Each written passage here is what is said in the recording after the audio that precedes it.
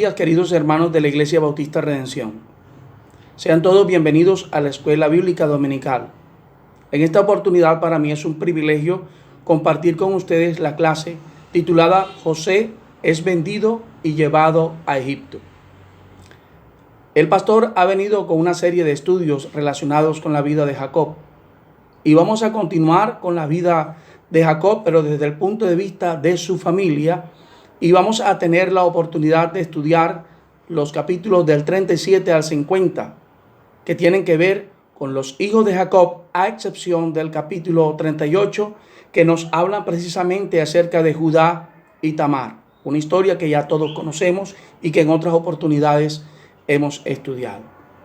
Sean todos bienvenidos y cerremos nuestros ojitos para dar inicio con una palabra de oración.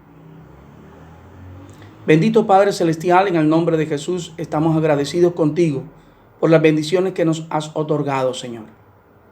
Te doy gracias por cada una de las personas simpatizantes de nuestra Grey, Señor, que están compartiendo este estudio. Te doy gracias por cada miembro de la iglesia que ha dispuesto un tiempo, Señor, para escudriñar tu palabra y aprender de ella. Permítenos, en el nombre de Jesús, tener a la persona del Espíritu Santo en la guía, Señor, de la enseñanza en esta mañana. Me coloco en tus manos, Dios, y te pido que tu Espíritu Santo me ayude, Padre. Bendito sea tu nombre, Señor.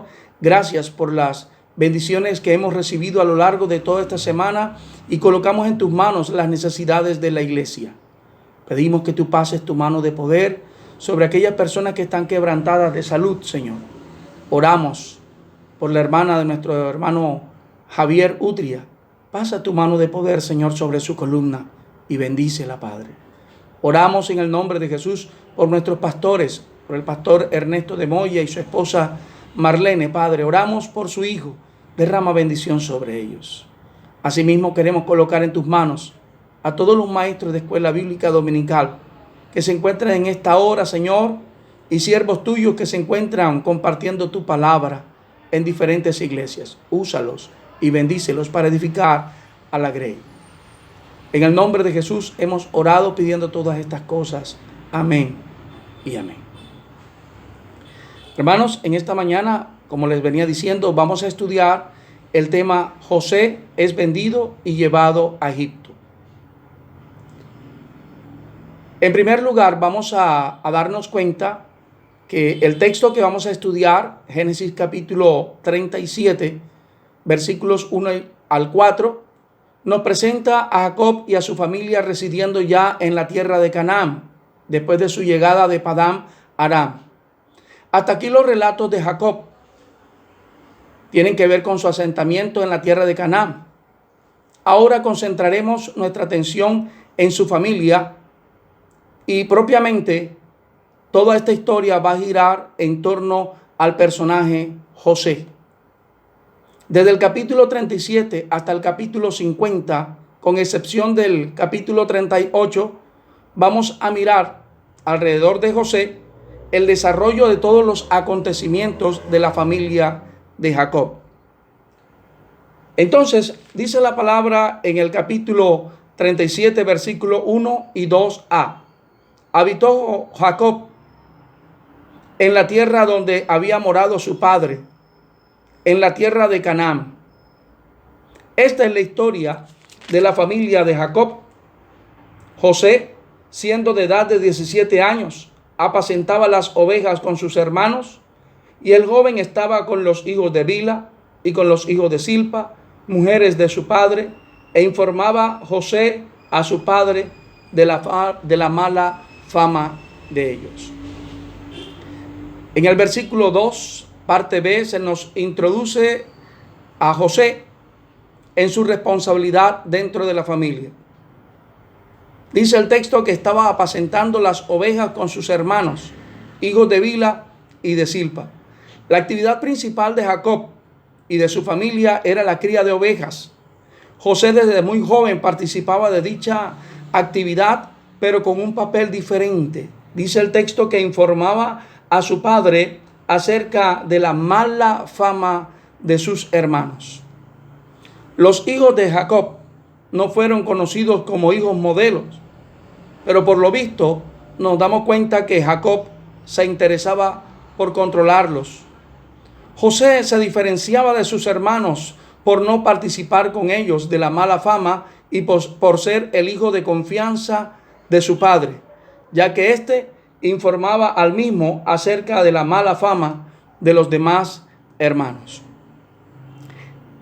En el versículo 3, Jacob aumentaba la diferencia entre José con sus otros hijos, porque amaba a José más que a sus demás hijos, como dice el texto. Versículo 3 dice: y amaba a Israel a José más que a todos sus hijos, porque lo había tenido en su vejez, y le hizo una túnica de diversos colores. En realidad hay muchas razones por las cuales Jacob se inclinaba más por su hijo José. En primer lugar, podríamos referirnos a la conducta fiel y correcta de José para con su padre. Nótese que en los versículos anteriores, los demás hermanos, dice el testimonio bíblico, que gozaban de mala fama. Sin embargo, José no era así. En segundo lugar, era hijo de Raquel, la esposa amada por Jacob. Recordemos algunas de las enseñanzas compartidas por nuestro pastor, en donde se nos decía precisamente que Jacob había trabajado por muchos años por tener a su lado como esposa a Raquel. Y no le importó, trabajó 14 años por ella. José era hijo de esta mujer, de Raquel. En tercer lugar, la preferencia de Jacob por este hijo, o de Israel por este hijo, era su nacimiento, puesto que este había sido tardío y algo especial. Decimos tardío en el sentido de que sabemos que su otra esposa y las concubinas que tenía Jacob habían concebido, mas Raquel no podía concebir. Vino a concebir mucho tiempo después, ya cuando las demás mujeres de Jacob habían concebido. Así que dentro del nacimiento especial de José, probablemente sea este otro de los motivos del por qué Israel tenía preferencias por este hijo. En cuarto lugar, José y Benjamín, hermano de José de la misma madre, el otro hijo de Raquel, eran huérfanos de madre. Recordemos que después de Benjamín, Jacob pierde a su amada Raquel y quedan sus dos hijos huérfanos por parte de madre. Un motivo más quizá para que este padre en medio de su situación pueda volcar sus sentimientos hacia estos hijos. En quinto lugar, es probable que Jacob haya querido distinguir a su hijo, y lo hace precisamente en el versículo que acabamos de leer, ya que dice: y le hizo una túnica de diversos colores, y viendo sus hermanos que su padre lo amaba más que a todos sus hermanos, le aborrecían y no podían hablarle pacíficamente. Israel le había distinguido a José con una túnica de diversos colores, en señal de privilegio y posición especial en la familia. Era ropa propia para un príncipe elegido quizá para liderar dentro de la familia. El versículo 4 dice: y viendo sus hermanos que su padre lo amaba más que a todos sus hermanos, le aborrecían y no podían hablarle pacíficamente. Se nos presenta las reacciones de los hermanos. Estos lo aborrecían. Algunas personas piensan del verbo aborrecer, desde el punto de vista bíblico, el hecho de amar menos. No tanto el hecho de odiar, pero en este contexto, al parecer, aborrecían a su hermano. No podían hablarle pacíficamente. La actitud de favoritismo exclusivista de Jacob hacía que José tuviera mala relación con sus hermanos, que la relación entre ellos fuera completamente negativa. En segundo lugar, el texto nos habla acerca del hecho de que José tuvo unos sueños. Los versículos 5 al 8 nos presenta las relaciones entre José y sus hermanos. Esa relación se deteriora y aún más cuando éste empieza a relatar sus sueños. Dice el versículo 5, y soñó José un sueño y lo contó a sus hermanos. Y ellos llegaron a aborrecerle más todavía. Y él les dijo, oíd ahora este sueño que he soñado. He aquí, atábamos manojos en medio del campo, y he aquí que mi manojo se levantaba y estaba derecho, y que vuestros manojos estaban alrededor y se inclinaban al mío. Le respondieron sus hermanos, ¿reinarás tú sobre nosotros o señorearás sobre nosotros? Y le aborrecieron aún más a causa de sus sueños y sus palabras. Sueños. El sueño, desde la perspectiva bíblica, es un vehículo de revelación que Dios usa con personas a quienes concede ese don. Así también, la interpretación de sueños es un don de Dios y no una técnica humana que puede ser adquirida o desarrollada. Los sueños, desde el punto de vista bíblico, nosotros podíamos tomarlo como una de las herramientas que Dios utiliza para revelarnos a nosotros su voluntad. Jacob, por experiencia propia, conocía el poder de los sueños en hacerse realidad cuando esos sueños son causados por Dios. Sabemos, hermanos, a través del estudio de Jacob y su experiencia con Dios, que él tuvo un sueño. Recordemos ese pasaje donde él toma una piedra y la coloca como almohada. Y dice que en el sueño veía una escalera, ¿recuerdan? Y veía ángeles que subían y bajaban. Y esos sueños llevan a este varón a tener entonces, a iniciar una relación con Dios y a tener de alguna manera confianza en Dios, a conocerle. En su sueño, José afirmaba que su manojo se levantaba, mientras que los manojos o gavillas de sus hermanos se inclinaban hacia el suyo. El mensaje del sueño era de prominencia de José ante sus hermanos. Inclinar es el término político de subordinación.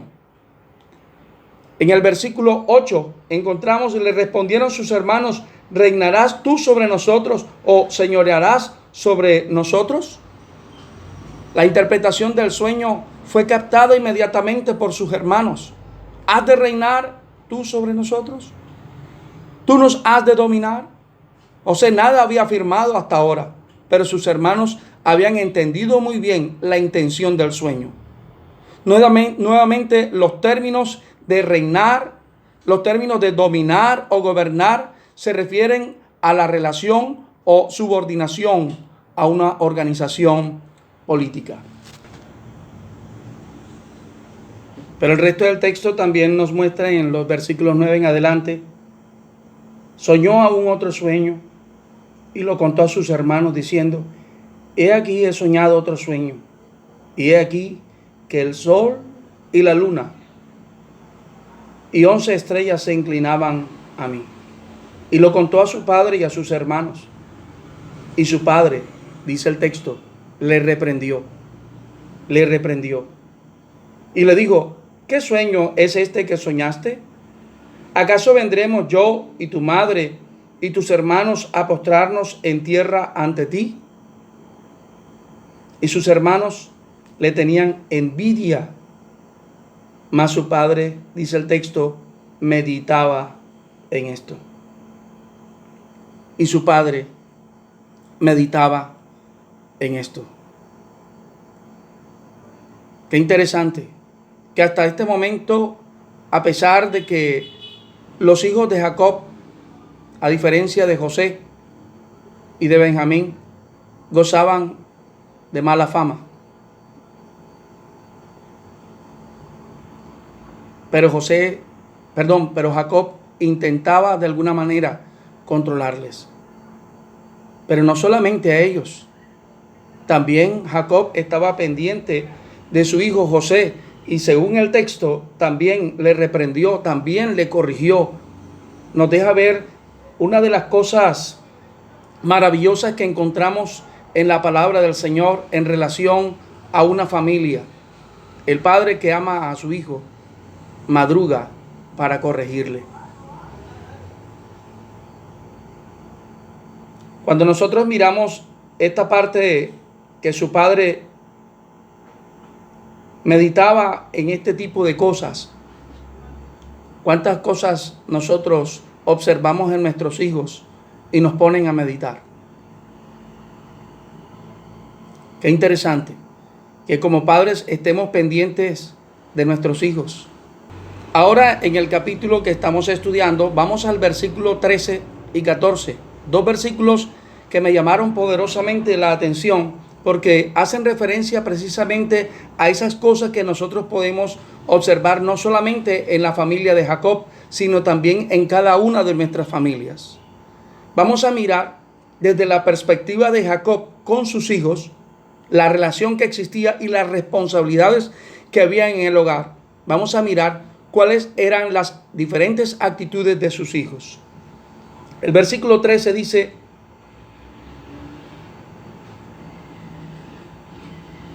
versículo 12 dice: después fueron sus hermanos a apacentar las ovejas de su padre en Siquem. Siquem era un territorio que quedaba a más de 80 kilómetros de donde vivía Jacob. Y el hecho de alejarse tanto, el hecho de apacentar las ovejas, el hecho de llevarlas de un lugar a otro, tenían como propósito precisamente buscar mejores pastizales para que las ovejas pudieran alimentarse, pudieran nutrirse bien y obviamente pudieran dar una buena calidad de lana. Pudieran encontrar aguas con características pertinentes para que ellas pudieran hidratarse, pudieran tomar, pudieran beber. Pero dice el versículo 13: y dijo Israel, o sea Jacob, y dijo Israel a José: tus hermanos apacientan las ovejas en Siquem. Ven, y te enviaré a ellos. Y él respondió: heme aquí. Muy probablemente nosotros miramos ese texto en relación a lo que estamos estudiando y nos damos cuenta que su padre le iba a dar un encargo a su hijo José, pero me llama la atención algo y es la respuesta de José. Volvemos a leer y leemos el versículo 13 y 14. Y dijo Israel a José: tus hermanos apacientan las ovejas en Siquem. Ven, y te enviaré a ellos. Respuesta de José: una respuesta de disposición, una respuesta de obediencia, una respuesta con ganas de obedecer. Heme aquí. Cuando yo veo este tipo de respuestas, heme aquí, viene a mi mente respuestas similares. Por ejemplo, el hecho cuando Dios llamó a Samuel y Samuel no tenía una experiencia con Dios. Y él creía que quien lo llamaba era el siervo de Jehová. Y cuando va ante el anciano en repetidas ocasiones, el anciano al principio le dice: no, yo no te he llamado. Pero cuando se da cuenta que probablemente lo que él escuchaba venía de parte de Dios, le dijo: bueno, si tú vuelves a escuchar eso, diga esto: heme aquí, habla que tu siervo oye. Y aquel jovencito no solamente oyó la orientación, sino que obedeció. Y ante el llamado de su Padre Celestial, qué hermoso cuando aquel siervo pudo decir: heme aquí, Señor. Habla que tu siervo oye, dando inicio así una relación con su Padre Celestial, dando principio a una muy buena relación con Dios de parte del siervo Samuel. Pero qué decir de Isaías capítulo 6. Isaías capítulo 6 me llama la atención que Dios tiene un tratamiento con Isaías. No solamente le da una visión, sino que tiene un tratamiento y lo santifica, lo limpia. Y luego que tiene este tratamiento, luego que el Señor le limpia, le purifica, como ya conocemos el texto, nos damos cuenta que el Señor manifiesta algo importante. Después dice el testimonio de Isaías: oí la voz del Señor que decía, ¿a quién enviaré? ¿Y quién irá por nosotros? Entonces respondí yo, heme aquí, envíame a mí. Heme aquí, envíame a mí. Son respuestas propias de la época. Son respuestas de antaño, en donde al decir heme aquí, estamos mostrando ante el adulto, estamos demostrando ante el padre, ante la autoridad, que estamos dispuestos a obedecer. Pues en el caso de José, me llama la atención que como hijo muestra precisamente no solamente las condiciones que hemos dicho en esta clase: un joven responsable, un hombre que formaba parte del oficio de su padre, un joven que era serio y que de alguna manera informaba a sus padres sobre el mal comportamiento de sus hijos, sino que también era un hijo obediente ante el llamado de la autoridad suya, el cual era su padre. Y dice la palabra del Señor en el versículo 13: y dijo Israel a José, tus hermanos apacientan ovejas en Siquem, un lugar que queda a más de 80 kilómetros de donde ellos están. Ven y te enviaré a ellos. Y él respondió, heme aquí. ¿Qué cosa? Que hoy por hoy nosotros hablamos a nuestros hijos y algunas veces escuchamos de los hijos actuales unas terminologías que están muy lejos de lo que nosotros podíamos decir cuando éramos niños. Antes, cuando un padre lo llamaba a uno, uno tenía que contestar, señor, señora, diga, mande, mami, ¿qué desea? Y cuando uno decía, muchas veces hasta un bofetón le daban. ¿Qué? Hasta un golpe le podían dar, un grito, un regaño, una exhortación. Porque esa no era la manera de responder ante un adulto. Había una displicencia allí. Pero hoy día esa displicencia ha ido aumentando. En ese afán de los padres de querer tener una amistad con sus hijos, que esto no es malo, pero hay que saberlo dirigir. Muchas veces los hijos no comprenden la confianza que brindamos a los hijos y encontramos en ellos ciertas displicencias tales como, niño, ¿podrías ir a la tienda y traer un comino, un guisol? Ay, ahora que den propaganda. O de pronto levantan la mano así para decirnos, ya va, y entonces le dicen a la mamá, habla con la mano, habla con la mano. ¿Dónde está en realidad el respeto? Cuando era joven, mi mamá me enseñaba que quien no respeta a padre y madre, no respeta a nadie. Y hoy por hoy como maestro me doy cuenta, sobre todo en la actualidad, donde los jóvenes no respetan. Vale la pena que usted que me está escuchando, comparte esto con sus hijos. Que ustedes jóvenes que me están observando, por favor, saquen provecho de esta parte y nos demos cuenta. No lo tomen como un regaño, porque ustedes saben que lo hago con respeto y con cariño. Pero en realidad, tomemos este ejemplo de José, que estaba dispuesto a obedecer a su padre. Heme aquí.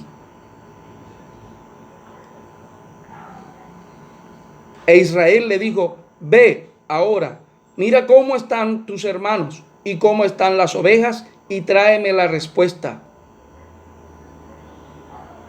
Una misión de dos partes, pero había una tercera también. Primero, él tenía que llegar a Siquem y ver cómo estaban sus hermanos. Y nos damos cuenta aquí que Jacob estaba pendiente de sus hijos. Podemos traducir eso como una manifestación de que Jacob amaba a sus hijos y quería saber cómo estaban. Segundo, ¿cómo está el ganado? Claro, si de eso dependían. Esa era la industria de la familia de Jacob, el ganado. ¿Cómo está el ganado? Y la tercera, tráeme la respuesta. Tráeme la respuesta. Y el texto dice, y lo envió del valle de Hebrón y llegó a Siquem. Y llegó. Fíjate que está en pasado. O sea que el texto nos está dando a entender, queridos hermanos, que no solamente José estaba dispuesto a obedecer, sino que obedeció.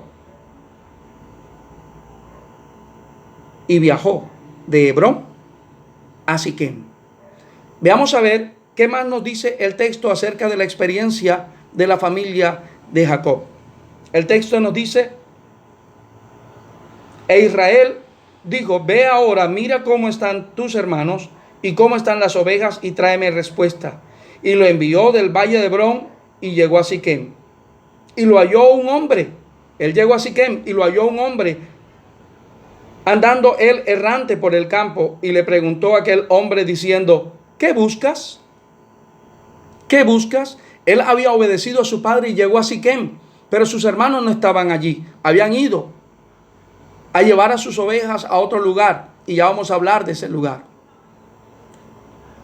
Pero me llama la atención que un particular que no era su padre, pero probablemente era mayor que José, lo vio andando por el lugar de manera errante y le preguntó a aquel hombre diciendo, ¿qué buscas? Miren la respuesta de José. José respondió, busco a mis hermanos. Te ruego que me muestres dónde están apacentando.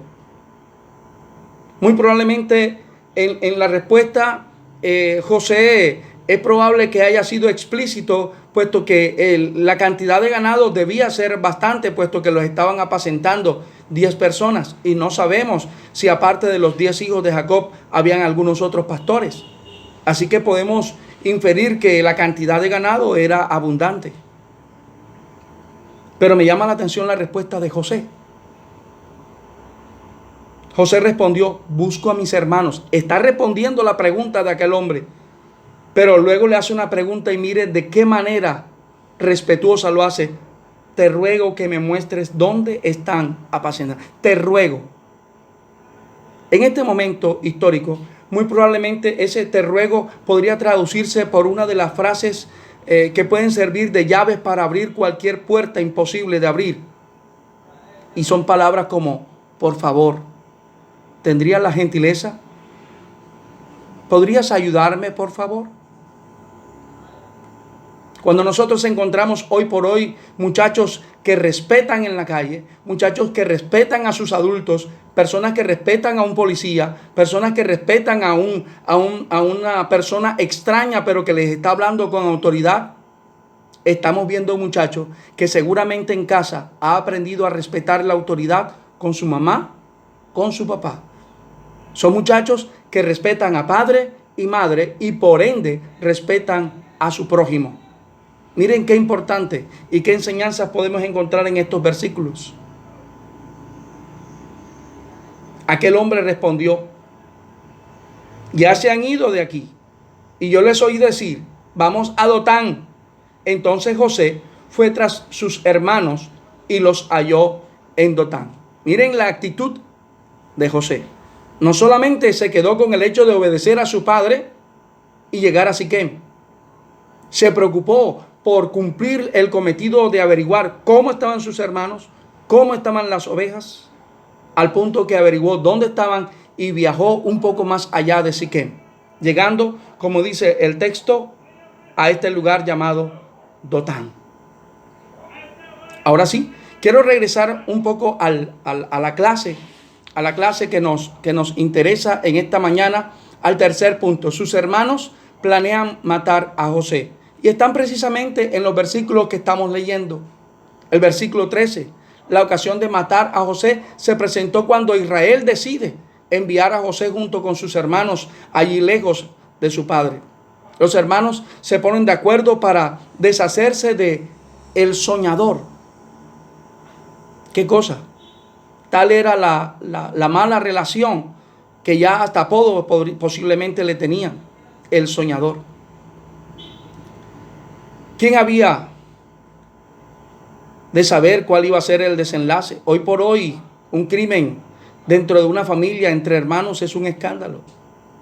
Y en ese momento histórico, qué situación tan fea.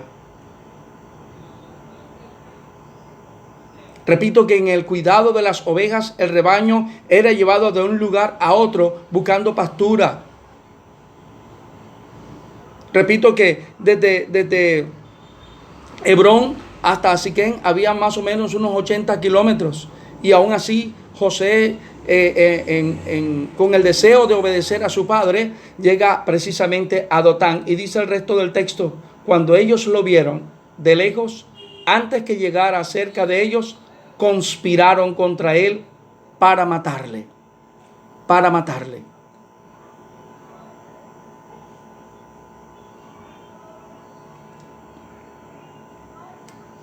Tremendo.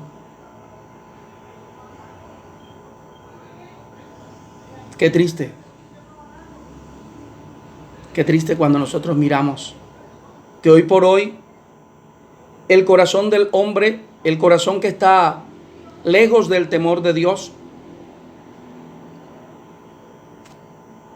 lejos del temor de Dios, nos lleva precisamente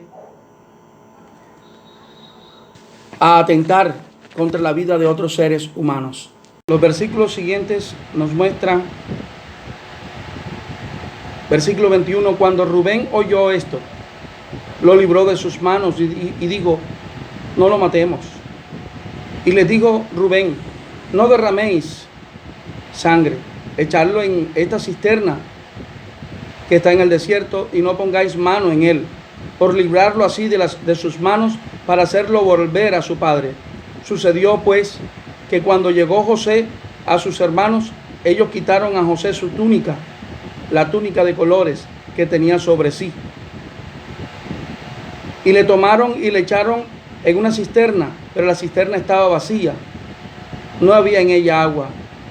Y se sentaron a comer pan, y alzando los ojos miraron, y aquí una compañía de ismaelitas que venía de Galaad, y sus camellos traían aromas, bálsamos y mirra, e iban a llevarlo a Egipto.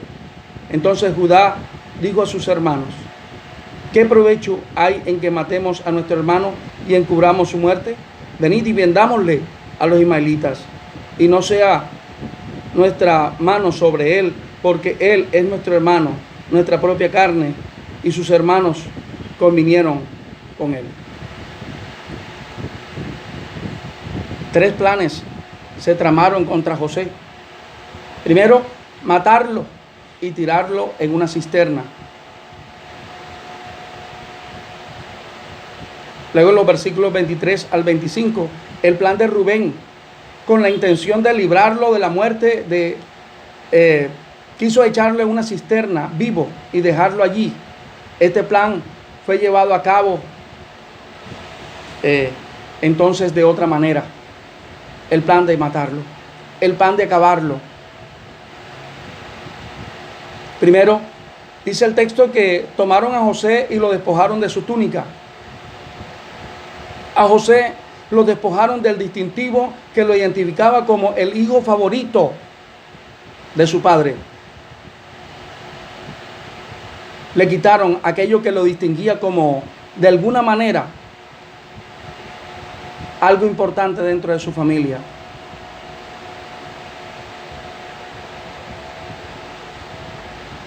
Segundo, le echaron en una cisterna vacía.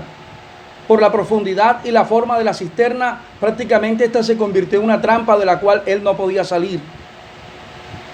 De hecho, en el libro de Génesis, capítulo 42, versículo 21, nos relata la angustia que vivió José en medio de su experiencia. También el relato nos dice que sus hermanos se sentaron a comer con una total indiferencia hacia José. Y finalmente el plan de Judá, con la llegada de una caravana de ismaelitas mercaderes que venían con productos que iban a llevar a Egipto. Y Judá propone la alternativa que cumpliría con el propósito de eliminar la vida de José, de eliminar al hombre de los sueños, de eliminar al estorbo que impedía que ellos pudieran hacer lo que les daba la gana.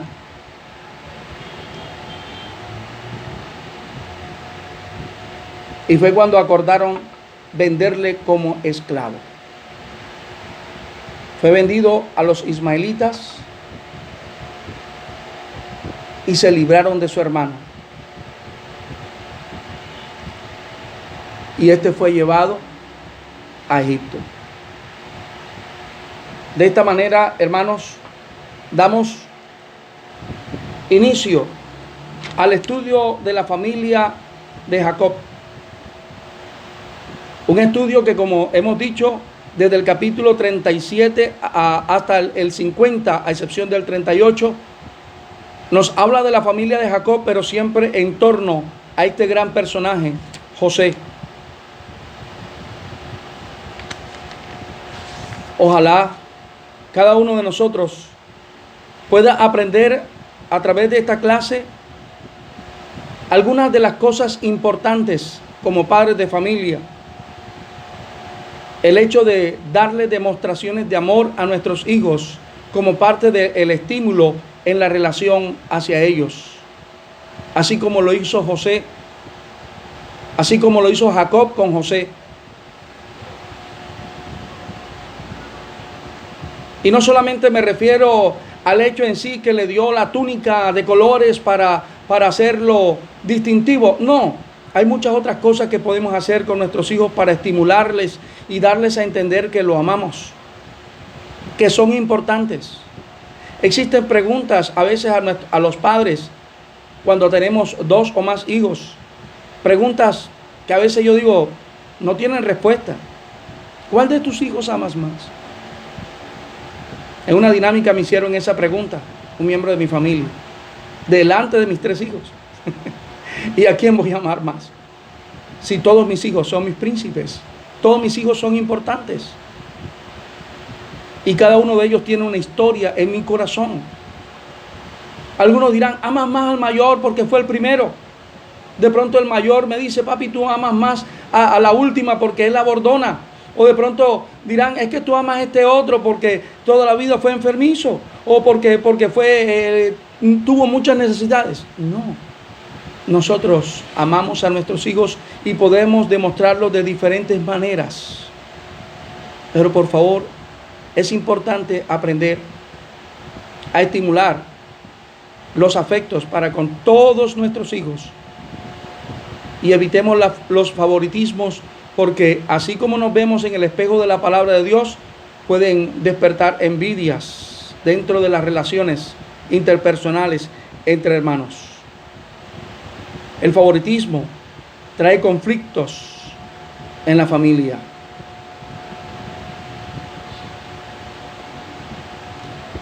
Muy probablemente a través de la experiencia que vivió José, no vemos de pronto a Dios actuar de alguna manera, pero créanme, siempre Dios está detrás de nosotros guardándonos, siempre Dios está al lado nuestro guardándonos, Dios siempre está delante de nosotros preparando el camino y guardándonos. 3 planes habían trazado los hermanos de José para acabar con su vida, pero quizá Dios estaba obrando a través de Rubén. Vamos a echarle aquí a la cisterna, vamos a hacer para evitar que lo mataran y llevarlo posteriormente a su padre. Probablemente Dios estaba obrando cuando permite que pasen por ahí esa caravana de ismaelitas, y de hecho es así, y permite que José sea llevado a Egipto, y más adelante vamos a ver todo lo que Dios permite y cómo Dios obra a través de la experiencia de José con Dios. Qué bonito poder saber que José fue un hijo obediente. Fue el segundo probablemente en el interés de que todas las cosas estén bien en su hogar. Fue el hijo de confianza de su padre. Hijo que me escuchas, ¿te gustaría ser el hijo de confianza de tu padre? ¿Te gustaría llamar la atención de tu padre de tal manera que por tus buenas acciones tu padre te pueda dar la confianza, dar el liderazgo de algo en la casa, en la familia? Ora y coloca en manos de Dios tu relación con tu familia. Ora y coloca en manos de Dios la relación con tus padres. Ora y permite que Dios pueda guardar tu familia y confía de que Dios tiene el control de todas las cosas que ocurren en nuestra familia. Para la próxima clase vamos a ver José prospera en medio de la adversidad y vamos a estudiar los capítulos 39 y 40 del libro de Génesis. Así que hasta el próximo domingo les animo a que no se lo pierdan y podamos aprender acerca de lo que Dios obra en la vida de estos siervos. Oremos. Padre Celestial, gracias por esta clase. Bendice, Señor de la gloria, a toda persona que la ha visto y permite que sea de edificación para ellos. Toma la vida familiar de cada uno de mis hermanos, cada uno de los simpatizantes de la iglesia, cada una de las personas que se ha acercado, Señor, allí a estos medios de comunicación para escuchar la clase, y permite que ella sea de bendición, que ella haga eco en sus corazones. En el nombre de Jesús. Amén. Que Dios les bendiga, hermanos. Que así sea.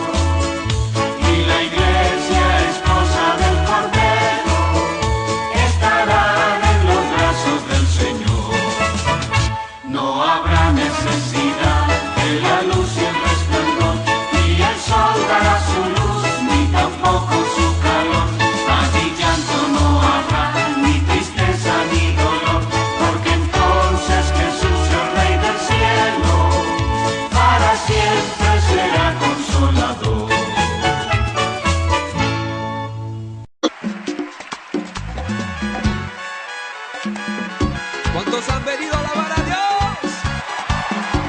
¡Aleluya! Te alabamos, Señor.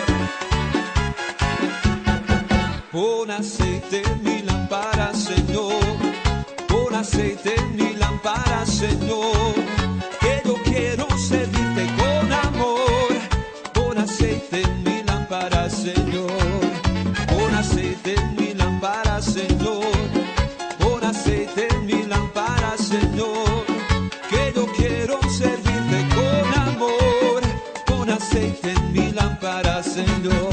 Señor Jesús, eres mi vida. Señor Jesús, eres mi amor. Salvaste mi alma perdida, por eso te alabo con el corazón. Salvaste mi alma perdida, por eso te alabo con el corazón. Pon aceite en mi lámpara, Señor. Pon aceite en mi lámpara, Señor. Que yo quiero servirte con amor. Pon aceite en mi lámpara, Señor. Pon aceite en mi lámpara, Señor. Pon aceite en mi lámpara, Señor. Que yo quiero servirte con amor. Pon aceite en mi lámpara, Señor. Señor Jesús, eres mi vida. Señor Jesús, eres mi amor. Salvaste mi alma perdida, por eso te alabo con el corazón. Salvaste mi alma perdida, por eso te alabo con el corazón. Satúrame, Señor, con tu espíritu. Satúrame, Señor, con tu espíritu. Satúrame, Señor, con tu espíritu. Satúrame, Señor, con tu espíritu.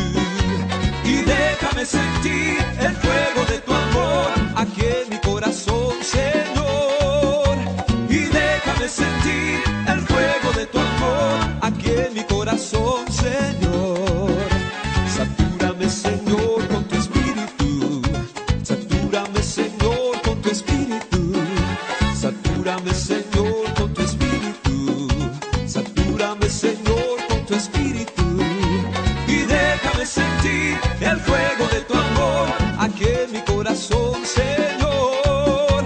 Y déjame sentir el fuego de tu amor aquí en mi corazón, Señor. Ven, ven, ven, Espíritu Divino. Ven, ven, ven y lléname de ti. Ven, ven, ven, Espíritu Divino. Ven, ven, ven y lléname de ti. Apodérate, apodérate, apodérate de todo mi ser. Apodérate, apodérate, apodérate de todo mi ser. Ven, ven, ven, Espíritu Divino. Ven, ven, ven y lléname de ti. Ven, ven, ven, Espíritu Divino. Ven, ven, ven y lléname de ti. Apodérate, apodérate, apodérate de todo mi ser. Apodérate, apodérate, apodérate de todo mi ser. ¡Oh! Bendito eres, Señor. ¡Oh! ¡Oh!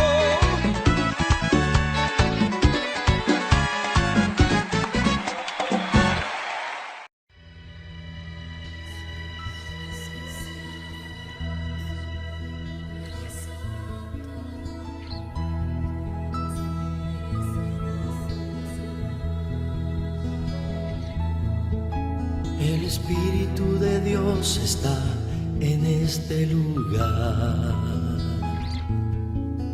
El Espíritu de Dios se mueve en este lugar. Está aquí para consolar, está aquí para liberar, está aquí para guiar. El Espíritu de Dios está aquí. El Espíritu de Dios está en este lugar. El Espíritu de Dios se mueve en este lugar. Está aquí para consolar, está aquí para liberar, está aquí para guiar. El Espíritu de Dios está aquí. Dile, muévete en mí. Muévete en mí, muévete en mí. Toca mi mente, mi corazón, llena mi vida de tu amor. Muévete en mí, Dios Espíritu, muévete en mí. Vamos a decirle al Señor juntos, el Espíritu de Dios. El Espíritu de Dios está en este lugar. El Espíritu de Dios se mueve en este lugar. Está aquí para consolar, está aquí para liberar, está aquí para guiar. El Espíritu de Dios está aquí. El Espíritu de Dios está en este lugar. Créelo que Él está aquí. El Espíritu de Dios se mueve en este lugar. Está aquí para consolar, está aquí para liberar, está aquí para guiar. El Espíritu de Dios está aquí. Dilo conmigo. Muévete en mí, muévete en mí. Toca mi mente, mi corazón, llena mi vida de tu amor.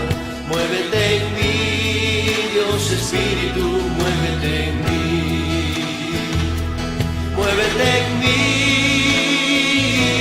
muévete en mí. Tócame, toca mi mente, mi corazón, llena mi vida de tu amor. Muévete en mí, Dios Espíritu, muévete en mí. He decidido seguir a Cristo.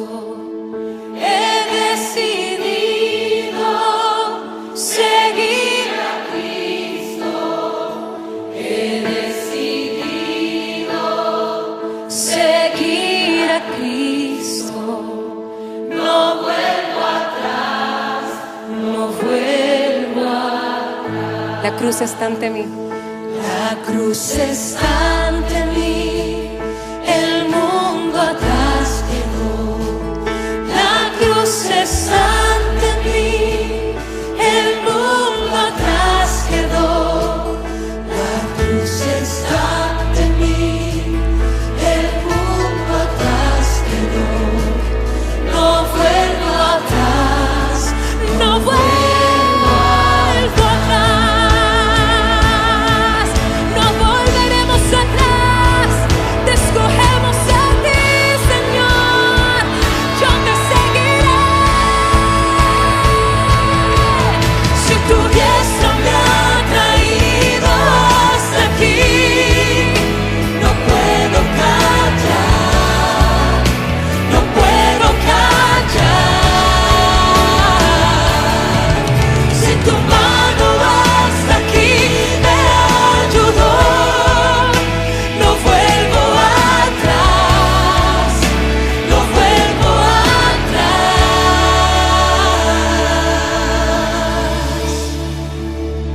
Te seguiré.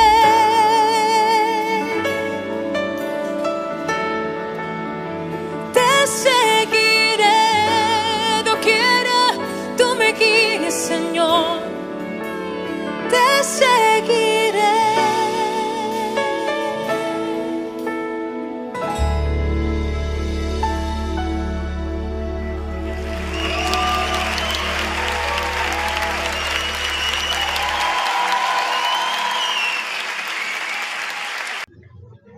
Mis amados hermanos, vamos a nuestro último estudio de Job. Y hemos venido insistiendo que este último estudio queremos que sea un poco más pastoral, que sea un estudio que nos sirva no solamente para nosotros, sino para ayudar a otras personas también. Y quiero leer solamente un texto al final del capítulo. Job capítulo 42, versículos 1 al 6. Respondió Job a Jehová y dijo: yo reconozco que todo lo puedes y que no hay pensamiento que te sea oculto. ¿Quién es el que, falto de entendimiento, oscurece el consejo? Así hablaba yo y nada entendía. Eran cosas demasiado maravillosas para mí que yo no comprendía. Escucha, te ruego, y hablaré. Te preguntaré y tú me enseñarás. De oídas te había oído, mas ahora mis ojos te ven. Por eso me aborrezco y me arrepiento en polvo y ceniza. Esa es la respuesta de Job a Dios. Oremos. Señor, te damos gracias por este momento y gracias por la vida de Job, por lo que nos enseñas a través de su experiencia. Y gracias porque nos aseguras que así como te quedaste junto a Job, también te quedas junto a nosotros. Que así como pudiste enjugar las lágrimas del patriarca, también puedes enjugar nuestras lágrimas. Que así como restauraste la vida de este hombre, también a nosotros nos puedes restaurar. Y nos acompañas cada momento de nuestra vida. Bendice a cada hermano y a cada hermana. Te lo rogamos en el nombre de Jesús. Amén. Amén. Entonces, antes de pasar a hablar de algunos aspectos básicos en cuanto a la consejería pastoral para el que sufre, y aclaro, no solamente es para los pastores, cualquier hermano se convierte en un ministro de Dios, en un siervo de Dios para ayudar a otros. Así que antes de pasar a eso, voy a referirme a esos ciclos de discursos, pero solamente los voy a mencionar porque no vamos a estudiarlos. Y entonces tenemos los ciclos de discursos entre Job y sus amigos. Ese ciclo de discursos va desde el 4.1 hasta el 27.23. El soliloquio de Job sirve de base precisamente a los amigos de Job para comenzar a hablar. Estuvieron callados durante 7 días y 7 noches, pero cuando oyeron a Job en su soliloquio, pues no se aguantaron. Sus oídos se sintieron escandalizados y van a salir en defensa de Dios. Van a mostrarle a Job que su sufrimiento es debido a un pecado que tiene oculto. Y entonces los ciclos van a ser del 4.1 al 14.22. Tenemos el primer ciclo de discursos, luego el segundo del 15.1 al 21.34 y el tercer ciclo del 22.1 al 27.23. Esos son los ciclos de discursos de los amigos y Job. Primer ciclo 4.1 al 14.22, segundo ciclo 15.1 al 21.34 y el tercer ciclo 22.1 al 27.23. Básicamente, los amigos sostienen la doctrina de la retribución. Otra vez recordemos, esa doctrina dice que siempre a los buenos les va bien en la tierra y siempre a los malos les va mal. Siempre los buenos reciben su premio de parte de Dios aquí en la tierra y los malos reciben su castigo de parte de Dios antes de morirse. Pues el libro no va a estar de acuerdo con esto, el escritor del libro no va a estar de acuerdo con esto, el protagonista de esta historia no comparte ese punto de vista. Y entonces básicamente van a sostener la doctrina de la retribución y la van a sostener desde la experiencia y la revelación especial. Elifaz hasta se atreve a decir que él tuvo visiones y en esas visiones pues pudo entender que la retribución es válida. Bildad lo va a hacer desde la tradición. La tradición nos ha enseñado siempre que es así, que toda enfermedad, todo sufrimiento es producto de un pecado oculto. Y Sofar lo va a hacer desde el dogmatismo, es como el teólogo, es como el que tiene la doctrina. Entonces cada uno va a exponer esa retribución desde un punto de vista particular. Los discursos van subiendo de tono, pero van mermando en extensión. Y tenemos que decir que en realidad la intención de los amigos de Job era buena. era llevarlo a reconocer su falta para que Dios lo restituyera. Sin embargo, nunca entendieron que Job en realidad no tenía ningún pecado oculto y que algo que él no entendió estaba sucediendo que lo hacía sufrir. Y esos discursos, en la medida que los leemos, no añaden nada nuevo, no añaden nada nuevo. Van repitiendo la misma argumentación. Y en el tercer ciclo nos parece que falta el discurso de Sofar. Falta el discurso de Sofar. Antes de esto, quiero decir algo más. Cuando nosotros leemos esos discursos, descubrimos que van subiendo de tono, pero van mermando en su dimensión. Los amigos que comienzan con una actitud muy sana, terminan en realidad calumniando a Job. Se atreven hasta a decirle que él ha hecho cosas horribles, que no ha atendido a los necesitados, que ha pasado por alto la justicia. Así que van aumentando su reproche contra Job. Uno puede saber quién va perdiendo una discusión por el tono de voz. El que más grita es generalmente el que va perdiendo la discusión. Luego en el capítulo 28 tenemos el elogio de la sabiduría, donde, por ejemplo, el sabio presenta el contraste entre los mineros que pueden romper la tierra para encontrar minerales y se profundizan en la tierra y encuentran minerales. Y el contraste de eso es la sabiduría. La sabiduría no se puede alcanzar. Dios es el que posee la sabiduría.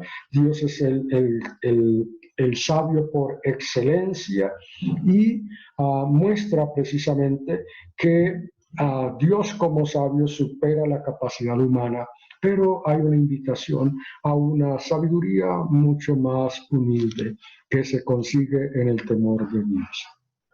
Luego en los versículos capítulo 29:1 hasta el 31:40 encontramos el segundo soliloquio de Job.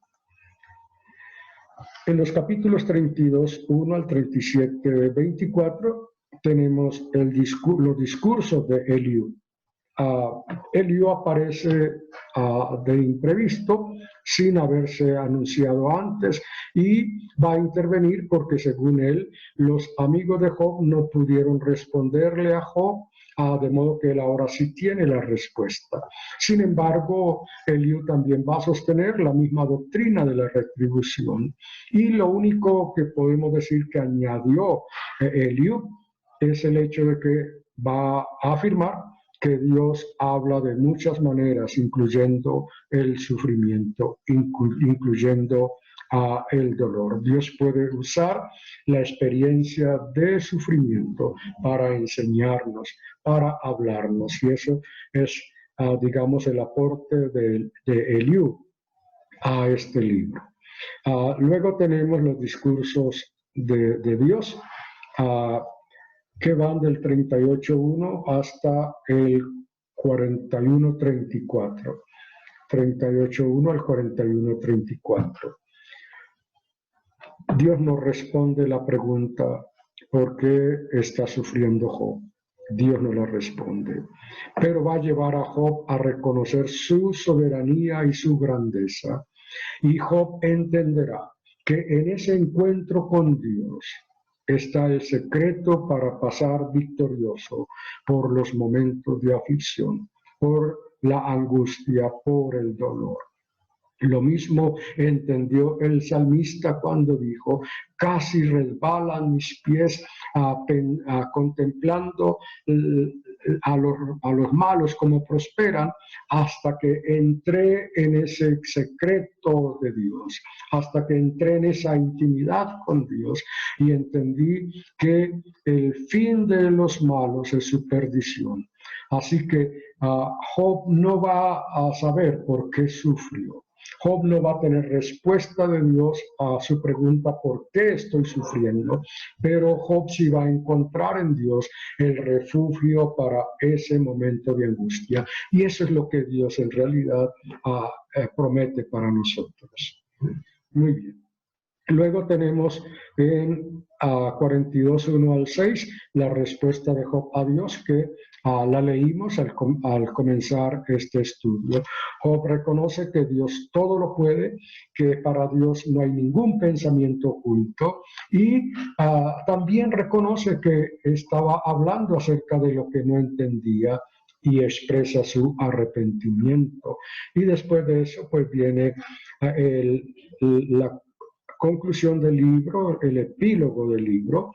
Dios dice que fue Job y no sus amigos quien habló con rectitud. Muy importante eso, muy importante eso. Los amigos de Job quisieron defender a Dios, presentar a Dios como el sublime y aplastar con esa imagen de Dios a Job. Dios va a decir que el único que habló bien de él fue Job, no los amigos, aunque ellos pensaban que estaban haciendo una buena defensa de Dios. Y Dios dice que Job va a ofrecer sacrificios por ellos para que sean perdonados. Y Job ofrece sacrificios y ora por sus amigos, y entonces luego Dios restaura a Job. Dios restaura a Job. Le devuelve su dignidad, le va a volver a dar riquezas y le dará nuevos hijos. Mis hermanos, lo que debemos tener en cuenta con este libro, cuando nosotros enfrentamos el sufrimiento, cuando estamos tratando de ayudar a alguien que sufre, cuando nos encontramos con alguien que está sufriendo, el libro de Job nos presenta algunas pautas acerca de cómo tratar al que sufre, pero también cómo tratarnos nosotros mismos cuando sufrimos, porque a veces cuando sufrimos y entramos en esas crisis, llegamos a renegar no solo de Dios, sino también que nos criticamos a nosotros mismos, nos autojuzgamos y nos creemos los más malos del mundo. Entonces voy a compartir con ustedes algunas pautas de cómo ayudar al que sufre. En primer lugar, recordemos que los justos son seres humanos. Los justos son seres humanos. El libro de Job se abre diciendo que había en el país de Uz un hombre llamado Job. En el hebreo no comienza así. En el hebreo comienza diciendo un hombre había. Un hombre existió en la tierra de Uz. Su nombre era Job. Y creo que eso es muy interesante. Esta oración comienza de forma equivocada. En el hebreo primero debe ir el verbo, después el sujeto. Pero en el hebreo comenzó con el sujeto. Y pareciera entonces que el escritor no supiera sintaxis hebrea. Pero cuando repasamos el libro, nos descubrimos que forma bien las oraciones después. Verbo, sujeto, objeto directo, objeto indirecto. Así que acá el libro comienza resaltando que este es un ser humano. El justo es un ser humano, no importa que sea muy justo, es un ser humano. Pablo nos habla de su experiencia. Cuando él nos enseña, nos dice que luchó con el problema del mal. Miserable de mí, que quiero hacer lo bueno y resulto haciendo lo malo que no quiero. Pablo se presenta como un ser humano. Elías se presenta como un ser humano. Después de haber obtenido el triunfo sobre los sacerdotes y profetas de Baal, Elías entra en una crisis tremenda. Parece que se le olvidó cómo Dios había actuado antes, cómo Dios lo usó para suplir la necesidad de una viuda, cómo lo usó para resucitar a un muchacho. Parece que se le olvidó cómo triunfó sobre los profetas de Baal, y cuando Jezabel lo amenaza, Elías entra en crisis y huye, y debajo de un árbol le dice a Dios: basta ya, quítame la vida. Quítame la vida. No soy mejor que mis padres. Un hombre de fe en momentos difíciles. Jeremías también, un gran profeta, entró en esos momentos difíciles. Era un ser humano. Los hermanos que sufren son seres humanos. Tengamos en cuenta eso. No importa que haya sido un excelente pastor, no importa que haya sido un excelente diácono, no importa que nos haya enseñado lecciones de fe, cuando entran en momentos difíciles siguen siendo humanos. Cuando usted pasa por momentos difíciles, no importa que antes haya enseñado a otros cómo pasar victoriosos por esos momentos difíciles, recuerde que usted es un ser humano. Dios no va a demandarle que sea alguien sobrehumano. Él sabe que usted es un ser humano. En segundo lugar, debemos recordar que también a los hombres y a las mujeres de fe le llegan las pruebas. A los hombres y mujeres de fe les llegan las pruebas. En Job 1:6 al 2:10 ya vimos, se enumeran las diferentes pruebas por las que pasó este siervo de Dios. No es verdad cuando se enseña que a los hijos de Dios nunca les llegan momentos difíciles. Eso no es verdad. Dios nunca prometió que cuando creemos en Él, que cuando somos fieles a Él, no nos van a llegar momentos difíciles. Él nunca prometió eso, pero sí prometió que estaría con nosotros en la angustia. Recordemos eso. Cuando estemos ayudando a alguien que está pasando por momentos difíciles, recordemos que ellos no están exentos de momentos difíciles. El gran patriarca Job pasó por momentos difíciles. Recordemos que Jesús advirtió a sus discípulos: ustedes van a afrontar en este mundo aflicciones, pero anímense, yo he vencido al mundo. Eso es lo que nos promete. Hombres y mujeres de fe en la Biblia, hombres y mujeres de fe en la historia de la iglesia, pues han pasado por pruebas. Algunos inclusive han muerto por causa de la fe. Es sino que leamos otra vez el capítulo 11 de la carta a los Hebreos, donde se hace una lista de héroes y heroínas de la fe. Algunos salieron victoriosos, algunos triunfaron de una manera maravillosa, pero el capítulo termina hablándonos de aquellos héroes y heroínas que aún dieron su vida por causa de esa misma fe en el Señor. Así que es importante recordar esta segunda verdad. En tercer lugar, debemos aprender a guardar silencio cuando no tenemos algo bueno para decir. Los amigos de Job fueron sus mejores consejeros durante los 7 días que lo acompañaron en silencio. Cuando abrieron la boca, comenzaron a hacer daño. Recordemos la ilustración que les di el domingo pasado. La hermana que perdió a su esposo y le preguntaron quién fue la persona que más le ayudó, y ella dijo: un ancianito que se colocó junto a mí, me puso el brazo encima, se quedó junto conmigo, lloró conmigo, no me dijo nada. Él fue el que más me ayudó. A veces hacemos daño sin intención, porque hemos aprendido frases de cajón, hemos aprendido palabras de consolación ya enlatadas, y llegamos ante el que sufre y entonces le decimos esas palabras. Yo entiendo muy bien lo que pasa. No siempre entendemos lo que le pasa al otro. Cuando mamá murió, pues mis hermanas y yo sufrimos, mis hermanas y yo lloramos, pero el dolor de mis hermanas era diferente a mi dolor. Así que aunque nos pudimos abrazar, aunque pudimos unirnos y llorar juntos, cada uno tenía un dolor particular. No es verdad, en realidad, que entendemos a cabalidad el dolor del otro. El único que entiende el dolor del otro es nuestro Dios.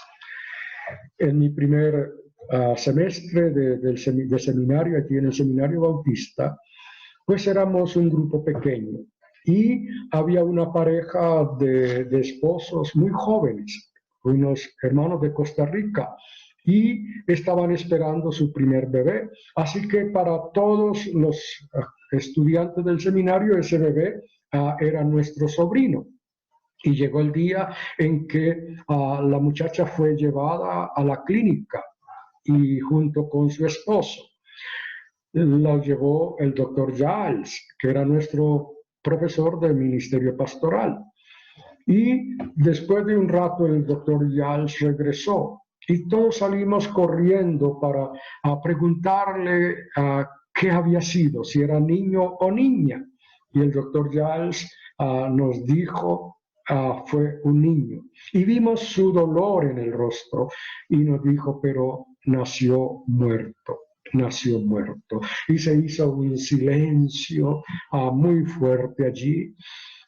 Se nos salieron las lágrimas de nuestros ojos y cuando pudimos hablar, alguien preguntó al doctor Giles, ¿podemos visitarlos en la clínica? Y él dijo, claro que pueden ir, pero si no tienen algo bueno que decir, no digan nada, no digan nada. Y qué consejo más sabio. Cuando llegamos a la clínica, el primero que salió fue nuestro compañero, nuestro hermano, y estaba llorando, y estaba alterado, y estaba formulando preguntas difíciles, y estaba disgustado con Dios. Y recordamos, si no tiene algo bueno que decir, quédese callado. Y peor, cuando entramos a la habitación y vimos a nuestra compañera de estudio, fue muy difícil, se nos desgarró el alma, no pudimos aguantar más, lloramos mucho y ella estaba profiriendo también muchas preguntas difíciles, estaba enojada contra el Señor, pero mantuvimos silencio. Después de un tiempo, pues ellos se repusieron y pudieron mantenerse firmes en el Señor. Se mantuvieron firmes en el Señor. En cuarto lugar, aún a los hombres y mujeres de mucha fe pueden llegarles crisis de fe. Una cosa es la prueba. A veces la prueba no produce crisis de fe, pero en ocasiones la prueba es tan fuerte como el caso de Job que produce crisis de fe. Y entonces Job pasó por crisis de fe. Deseó no haber sido concebido, como lo vimos en la clase pasada, en el domingo anterior. Deseó haber sido abortado o morir al momento de nacer y deseó la muerte. Deseó la muerte, vio la muerte como un bien para él, un bien deseado. Deseó la muerte, pero como dijimos, nunca consideró el suicidio como una opción. Elías también deseó la muerte. Debajo del enebro, Elías dijo, basta ya, Señor, quítame la vida. Un hombre de fe, un hombre que había tenido una victoria extraordinaria sobre los profetas y sacerdotes de Baal, un hombre que había visto y escuchado al pueblo gritar: Jehová es el Dios, Jehová es el Dios. Ahora está abatido, ahora está acobardado, ahora está sufriendo y deseando morirse. Quítame la vida, quítame la vida. Era un hombre de fe, atravesando por una crisis de fe. Pareciera que se le olvidó a todo lo que Dios hizo en él y a través de él. Es un momento difícil. Pareciera que nos encontramos con otro Elías distinto al de los capítulos anteriores, pero es el mismo. Es un hombre, es un ser humano atravesando por una crisis de fe. Y lo maravilloso es que Dios le hizo una hermosa broma a Elías. Al que deseó que Dios le quitara la vida, Dios se lo llevó sin que supiera que es morir. Maravillosa broma de Dios, extraordinaria broma de Dios. Dios se lo llevó sin que él supiera que es pasar por la muerte.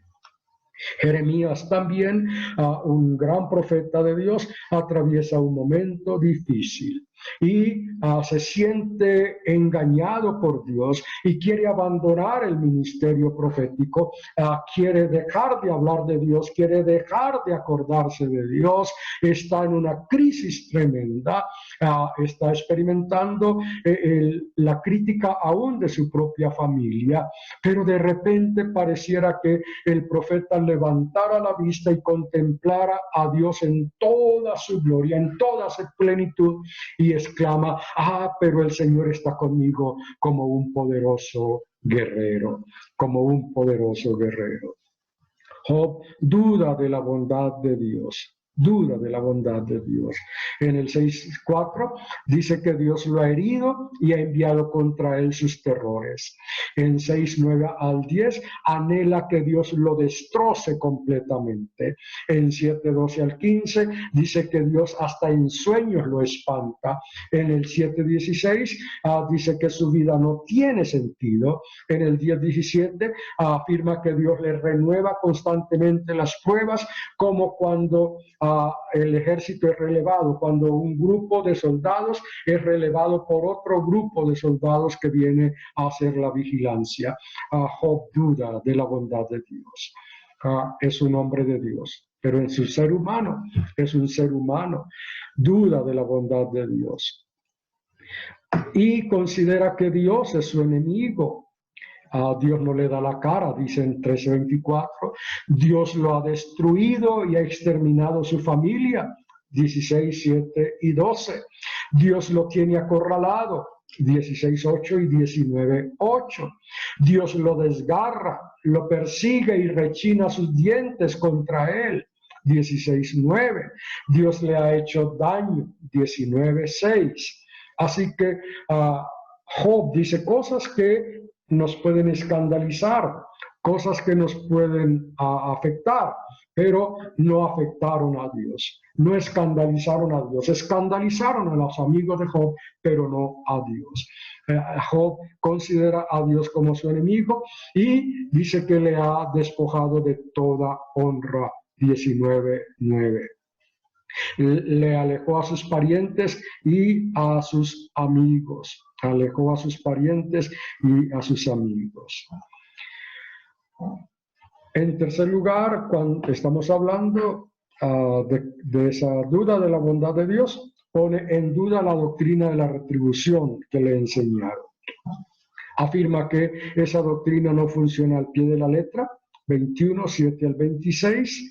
Afirma que los malos prosperan, 24:2 al 17, y no puede aceptar que su situación se deba a un pecado, 16 y 17, 23:10 al 12. Y tiene razón.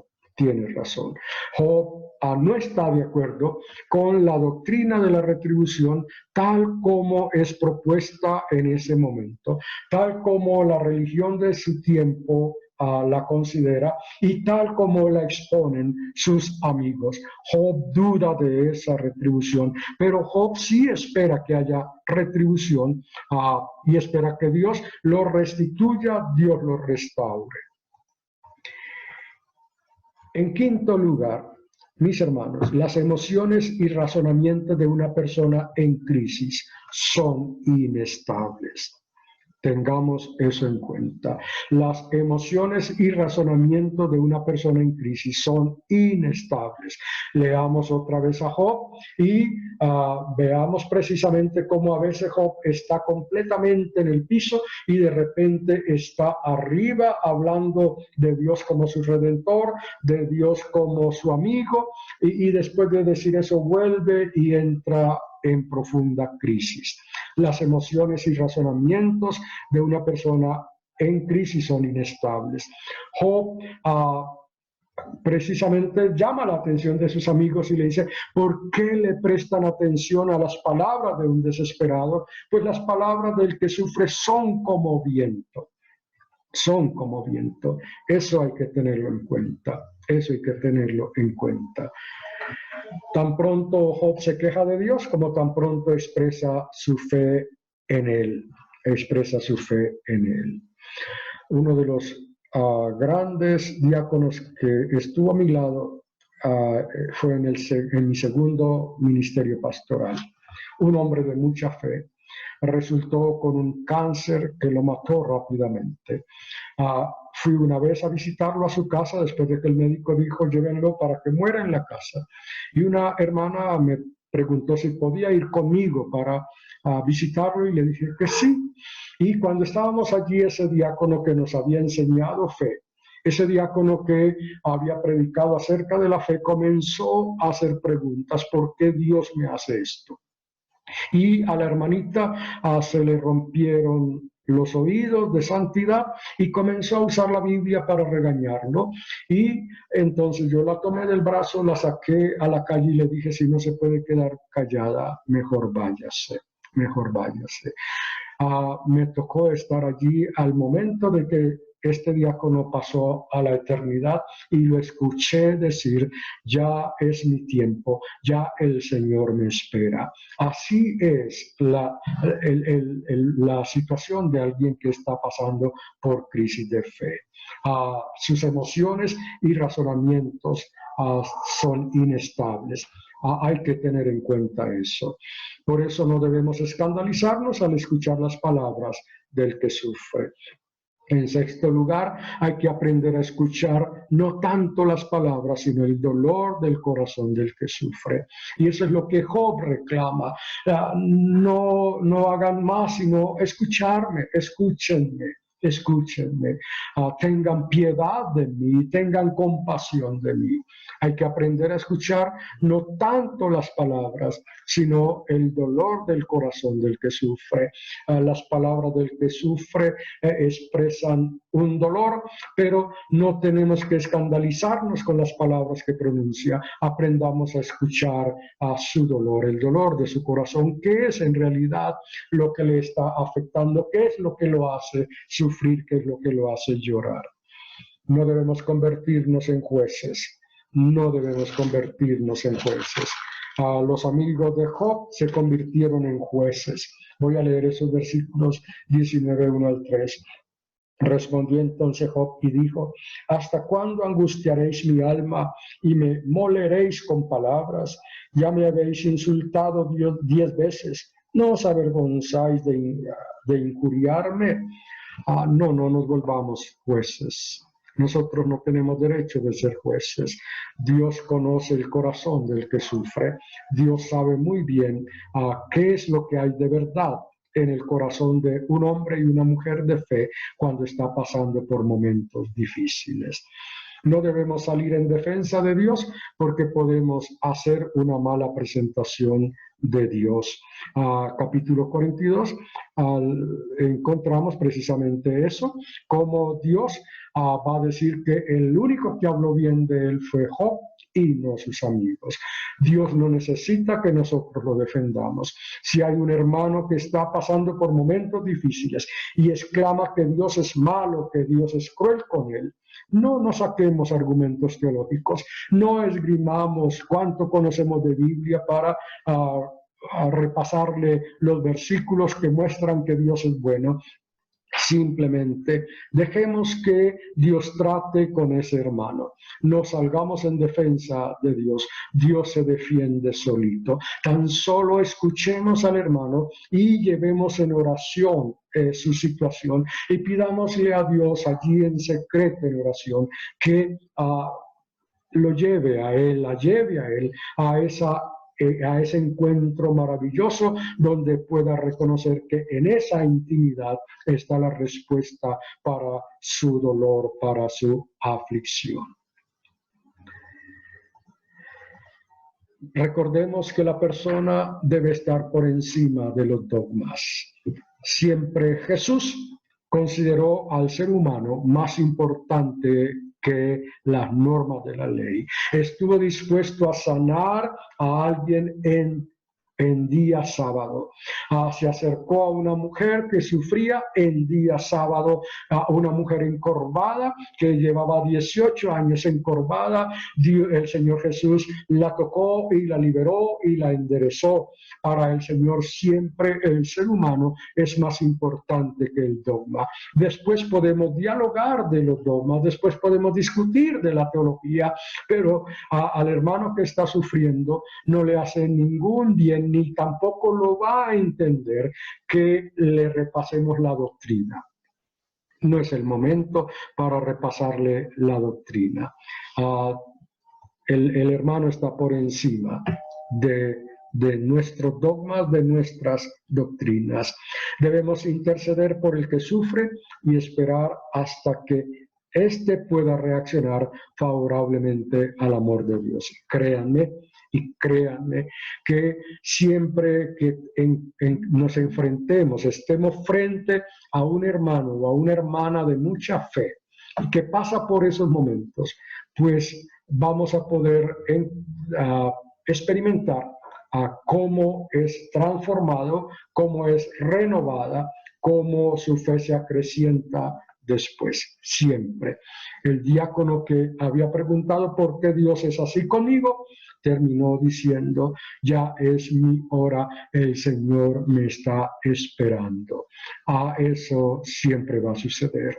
Dios siempre va a acompañar a sus hijos, a sus hijas en los momentos difíciles y les va a permitir tener un reencuentro maravilloso con Él. Y termino con esto del Dios del justo. El Dios de justo. A pesar de que Job consideró a Dios como su enemigo, vuelve su mirada hacia él y considera que es bueno. Sé tú, Dios, mi fiador, y sea junto a ti mi protección. A pesar de que ha dicho lo que dijo, que Dios es malo, que Dios lo desgarra, que Dios lo privó de sus amigos, que Dios le quitó la dignidad, a Job mira a Dios y dice, sé tú, Dios, mi fiador, y sea junto a ti mi protección. Esos son los momentos de fe, en esos momentos de crisis de fe. Porque ¿quién si no querría responder por mí? Qué maravilloso. Aunque le dijo, tú eres mi enemigo, también dice, tú eres el que vas a responder por mí. Anhela que Dios lo esconda en el Sheol hasta que todo haya pasado. No sé qué quiso decir Job, pero él tiene una fe en Dios y sabe que Dios lo va a vindicar. Dice, ojalá me escondieras en el Sheol, me ocultaras hasta apaciguarse tu ira. Ojalá me pusieras plazo hasta acordarte de mí. 14:13. La imagen parece ser que Job está diciendo, colócame en un rinconcito allí en el sepulcro, en el Sheol, hasta que se apacigüe tu ira y hasta que te acuerdes de mí. Esa es la fe de Job. Considera a Dios como su testigo. Él dijo, en los cielos está mi testigo y mi testimonio en las alturas. Lo tiene por amigo sobre quien puede derramar sus lágrimas. Cuando ya sus amigos no quisieron escucharlo, Job tiene a Dios como su paño de lágrimas. Disputadores son mis amigos, mas ante Dios derramaré mis lágrimas. Nos queda todavía Dios. Cuando nadie quiere oír nuestro llanto, cuando nadie quiere escuchar nuestra queja, todavía nos queda Dios. Cuando ya nadie quiere prestarnos su hombro para llorar sobre ellos, todavía nos queda Dios, todavía nos queda Dios. Job afirma que Dios es su Goel, su redentor, su redentor. Y tenemos precisamente ese capítulo 19 de Job, donde él habla de Dios como su redentor. Y entonces dice: ¿quién diera ahora que mis palabras fueran escritas? ¿Quién diera que se escribiesen en un libro? ¿O que con cincel de hierro y con plomo fueran esculpidas en piedra para siempre? Pero yo sé que mi Redentor vive y que al final se levantará sobre el polvo, y que después de deshecha mi piel, en mi carne he de ver a Dios. Lo veré por mí mismo. Mis ojos lo verán, no los de otro, pero ahora mi corazón se consume dentro de mí. Job dice: mi pariente más cercano es Dios. Nuestro pariente más cercano es Dios. Dios es el vindicador de Job. Dios es el que restaura a Job ante sus amigos, y va a decir que estos amigos tienen que pedirle a Job que interceda por ellos para que Dios los perdone, y también hace que su estado final sea mejor que el primero, como lo podemos leer en los capítulos 42, 10 al 16. Mis hermanos, mis hermanas, recordemos esas verdades, apuntemos, escribamos y repasémosla. A veces sufrimos nosotros mismos. Entonces aprendamos que somos seres humanos, que Dios no está esperando que seamos sobrehumanos, superhumanos, simplemente humanos, para reconocer precisamente nuestra fragilidad y nuestra necesidad de Dios. Y si asistimos a alguien que está pasando por momentos difíciles, recordemos esos principios, recordemos esas pautas, cómo ayudar a alguien que está pasando por momentos difíciles. Para recordar y finalizar, Dios es sabio, Dios es sabio, Dios sabe todo, Dios sabe por qué suceden las cosas, y para sus hijos siempre las va a disponer para bien. Dios es bueno, nunca Dios es malo, nunca Dios hará cosas malas para nosotros. Dios es bueno, Dios es bueno. Y Dios puede usar los momentos difíciles para producir cosas buenas en sus hijos, en sus hijas. Dios dispone todas las cosas para el bien de los que lo aman. Así que muchas gracias por haber estado con nosotros durante estos 4 domingos. Que la vida de Job, que esta historia de Job reconforte nuestra fe, anime nuestra esperanza y fundamente nuestra confianza en Dios. Ha sido un placer para mí compartir con ustedes estos 4 estudios.